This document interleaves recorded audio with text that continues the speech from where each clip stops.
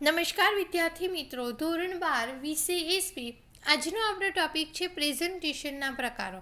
વિદ્યાર્થી મિત્રો, આજે આપણે પ્રેઝન્ટેશનના પ્રકારો વિશે અભ્યાસ કરીશું. જો એની અંદર તમારી સાથે શબ્દોની રમત રમવામાં આવશે, પણ એ શબ્દો તમારે પકડતા આવડતું હોવું જોઈએ. જો રજૂઆતની અભિવ્યક્તિની લાક્ષણિકતા પ્રમાણે પ્રેઝન્ટેશનના 3 પ્રકાર છે: મૌખિક, લેખિત અને પાવરપોઈન્ટ પ્રેઝન્ટેશન. ખાસ ધ્યાન રાખજો, રજૂઆતની અભિવ્યક્તિની લાક્ષણિકતા, અભિવ્યક્તિ આવા શબ્દનો ઉલ્લેખ થયેલો હોય ત્યારે પ્રેઝન્ટેશનના હંમેશા 3 પ્રકાર પડે છે: લેખિત, મૌખિક અને પાવરપોઈન્ટ પ્રેઝન્ટેશન. ક્લિયર? ચલો, ત્યાર પછી જો મૌખિક માધ્યમોની વાત કરીએ તો રજૂઆત વક્તવ્ય, વિવાદ, સંવાદ, દલીલ સ્વરૂપે કરી શકાય છે. એટલે તમને શું કીધું છે? મૌખિક માહિતી સંચારના માધ્યમો આપેલા છે કે વાદ વિવાદ છે, સંવાદ છે, વક્તૃત્વ છે, દલીલ છે. આ બધું એવું છે કે જે તમે બોલીને માહિતી આપી શકો છો. ત્યાર પછી જો લેખિત માધ્યમોમાં પત્ર, મેમો, દરખાસ્ત, અહેવાલ, નિવેદન, જુબાની, યોજના, પરિયોજના, વ્યૂહરચના વગેરેનો સમાવેશ થાય છે. આ બધા માધ્યમો એવા છે જે કે તમે લેખિત સ્વરૂપે આપી શકો છો. ત્યાર પછી કીધું છે અહીં એ પણ સ્પષ્ટ કરી લઈએ કે સંવાદ, દલીલ, નિવેદન કે જુબાનીની રજૂઆત લેખિત અને મૌખિક બંને માધ્યમોમાં કરી શકાય છે. અમુક પોઈન્ટ એવા છે કે જેનો તમે લેખિતમાં પણ સમાવેશ કરી શકો અને મૌખિકમાં પણ સમાવેશ કરી શકો. કોઈ સ્પેસિફાઈ ના કહી શકો કે આ પોઈન્ટ એટલે આની અંદર જ એની ઇન્વોલ્વ થશે.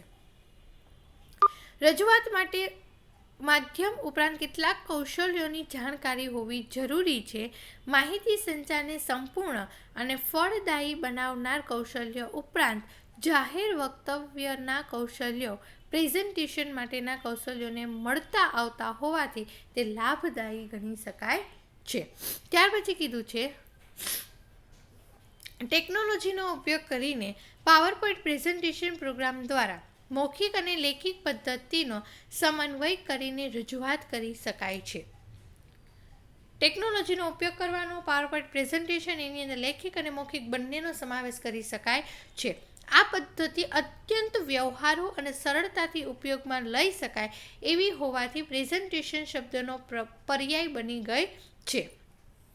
કેવી રીતના? તો કીધું છે ક્લાસરૂમ, લેક્ચર, તાલીમ, વ્યાવસાયિક મીટિંગ કે પરિયોજનાના નિદર્શન માટે આ પદ્ધતિ સૌથી વધુ સારી રીતે સમજ આપનારી સાબિત થઈ છે.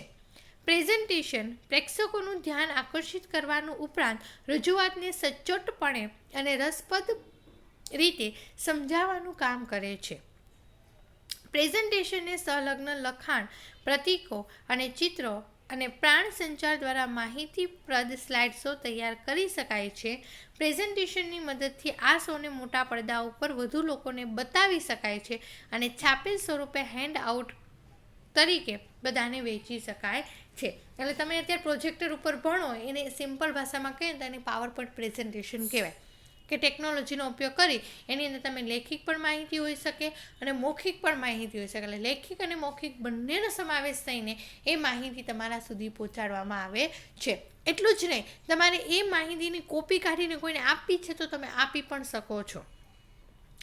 પાવરપોઈન્ટ પ્રેઝન્ટેશન અંતર્ગત સ્લાઇડ શો તૈયાર કરવો એક કળા છે અને તેની રજૂઆત કરવી અનેક કૌશલ્ય માગી લેનાર આવડત છે. પાવરપોઈન્ટ પ્રેઝન્ટેશન કેવી રીતના બનાવવું? તો એના માટે તમારી અંદર કોઈ કળા હોવી જોઈએ.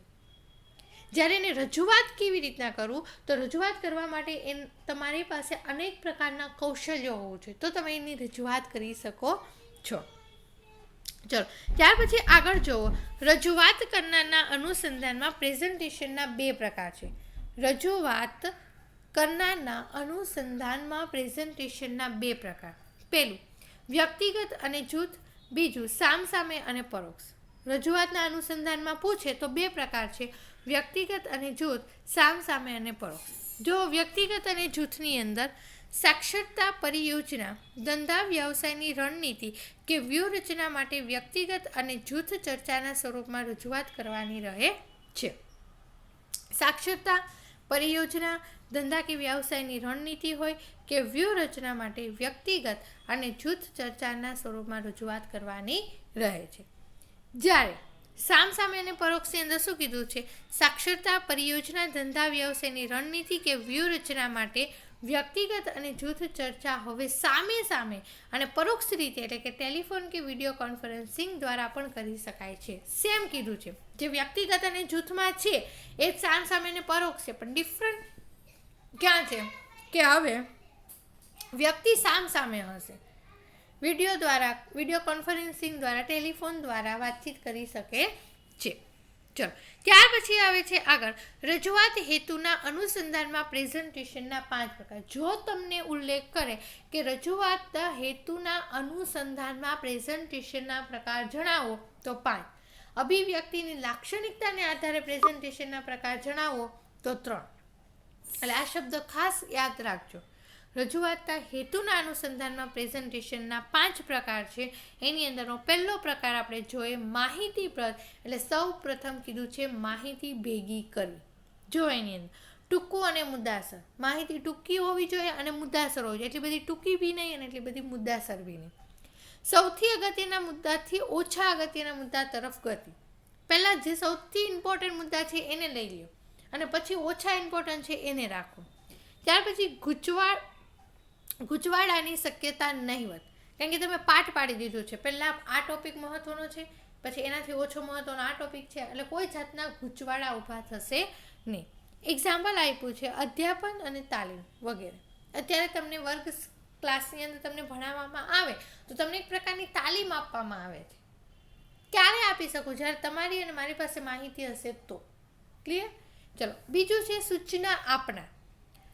હવે માનો કે કોઈ પણ જાતની જાહેરાત કરવામાં આવે છે, કોઈ સૂચના આપવામાં આવે છે, તો કેવી રીતના જો ચોક્કસ સૂચન કે આદેશ આપવા. કંઈક એવો પોઈન્ટ છે કે એ સૂચના તમારા સુધી પહોંચવી જોઈએ તો આદેશ આપવા માટે. બીજું સઘન અને સમજવા માટે સમય માગી લેનાર. ઘણી સૂચના એવી છે જેની અંદર તમારે સમય પણ માગવો પડે છે. ત્યાર પછી પાયાગત બાબતોથી શરૂ કરી ચકાસણી શક્ય. એને મેઇન પાયાગત જે બાબત છે, જે મેઇન મૂળ કહીએ આપણે, જે મહત્ત્વની બાબત છે, ત્યાંથી લઈને એન્ડ સુધીની માહિતીની ચકાસણી કરવી. ઉદાહરણ તરીકે ટ્યુટોરિયલ અને સલામતીના પગલાંનું નિદર્શન વગેરે. ત્યાર પછી છે જાગૃતિ લાવનાર. જો એની અંદર અનુમોદન આપી નિર્ણય પગલાં લેવા પ્રેરનાર. હું તમને કોઈ જાતનું કોઈ ભાષણ આપતી હોય તો એની પાછળનો હેતુ શું છે કે એ પોઈન્ટ તમારી અંદર ઉતરવું જોઈએ. એને કહેવાય જાગૃતિ લાવવી. બીજું યોગ્ય ભાષા પ્રયોગ, પ્રભાવશાળી વક્તવ્ય અને ઉત્સાહપૂર્વકની ચર્ચાથી મજબૂત બને છે. શું કીધું છે? ભાષા પ્રયોગ સારો હોવો જોઈએ. તમારું જે વક્તવ્ય છે પ્રભાવશાળી હોવું જોઈએ. તમે બોલો છો તો સામેવાળા વ્યક્તિ ઉપર તમારા બોલવાનો પ્રભાવ પડવો જોઈએ અને ઉત્સાહપૂર્વક તમે જે બોલો છો ને એની અંદર તમારો ઉત્સાહ હોવો જોઈએ. કથા, વાર્તા કે વાસ્તવિક જીવન પ્રસંગોના નિરૂપણથી જીવંત બને. કોઈ એવું જગ્યાએ મારે ઉદાહરણ આપવાની જરૂર પડે તો હું ઉદાહરણ આપીને સમજાવીશ, જેને કારણે આખું વાતાવરણ જીવંત ઊભું થશે. ઉદાહરણ આપેલા છે સંત મહાત્માની ગુરુવાણી, શિક્ષકોનું પ્રેરણાદાયી વક્તવ્ય. ક્લિયર? ચલો, ત્યાર પછી કીધું છે દલીલ દ્વારા વાત ગળે ઉતારનાર. સમજાવું છું, સમજતા નથી, પછી શું થાય? દલીલ થાય. પણ દલીલ કરીને પણ વાત તો ગળે ઉતારવાની છે. જો એની અંદર સચોટતા સમજાવવા લાભાલાભની ચર્ચા. સચોટતા એટલે હકીકત શું છે ને સમજાવવા માટે એને ફાયદા પણ કહેવા પડે, ગેરફાયદા પણ કહેવા પડે, એની ચર્ચા કરવાની. ત્યાર પછી તાર્કિક રીતે ઉકેલ તરફ પ્રયાણ. એનું સોલ્યુશન તો લાવવું જ પડશે, તો એના તરફ જવાનું. ત્યાર પછી પ્રેક્ષકોની લાગણીને ઢંઢોળવી. હવે પ્રેક્ષકો એટલે સાંભળનાર વ્યક્તિની લાગણીને ઢંઢોળવી કે હું જે કહેવા માગું છું એ તમે સમજી શકો છો કે નહીં, એની અંદર લાગણી જગાડવી. ઉદાહરણ તરીકે રાજનૈતિક ચર્ચા, વ્યવસાયિક પરિયોજના, દરખાસ્ત વગેરે. ચલો, ત્યાર પછી આવે છે નિર્ણયાત્મક. જો એની અંદર નક્કર ઉદાહરણ પુરાવા આપી નિર્ણયની દિશામાં ફેરવવા. નક્કર એટલે સચોટ ઉદાહરણ, સાચા ઉદાહરણ કે જે તમારું પરિણામ ઓન ધ સ્પોટ તમે ડિસિઝન લઈ શકો એવું. ત્યાર પછી નિર્ણયની આવશ્યકતા સ્પષ્ટ કરવી.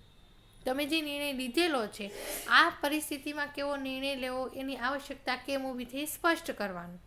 ત્યાર પછી કીધું છે પરિસ્થિતિની સરખામણી વિષમતાઓ દ્વારા લાંબા ગાળાના પરિણામો તથા સંભવિત ભય સ્થાનોની વિગતે ચર્ચા કરવી. પરિસ્થિતિની સરખામણી કરવાની. વિષમતાઓ દ્વારા લાંબા ગાળાના પરિણામો. જ્યારે પરિસ્થિતિ અલગ અલગ ઊભી થાય એ સમયે તમે જે નિર્ણય લીધેલો છે એની આગળ જતાં કેવું પરિણામ લાવશે એનો વિચાર કરવો. ઉદાહરણ તરીકે બોર્ડ ઓફ ડિરેક્ટરની મિટિંગ બોલાવાય તો એ કંઈ કાલના કામ માટે જ ન હોય, પણ લાંબા કામ માટેની મિટિંગ હોય છે. ત્યાર પછી કોર્ટ કેસની અંતે જજનો ચુકાદો. જજ જે ચુકાદો આપે છે એ કંઈ મહિના 2 મહિના માટે જ ના હોય, એ પૂરી લાઈફ માટેનો હોય છે. તો જ્યારે એ આપે છે ત્યારે વિચાર કરો કે હું જો આવો ચુકાદો આપીશ તો સામેવાળા વ્યક્તિની લાઈફ ઉપર કેવી ઇફેક્ટ થશે, એને કહેવાય નિર્ણયાત્મક. ક્લિયર? તો રજૂઆતના હેતુના અનુસંધાને પ્રેઝન્ટેશનના 5 પ્રકાર અને રજૂઆતની અભિવ્યક્તિની લાક્ષણિકતાને આધારે પ્રેઝન્ટેશનના 3 પ્રકાર.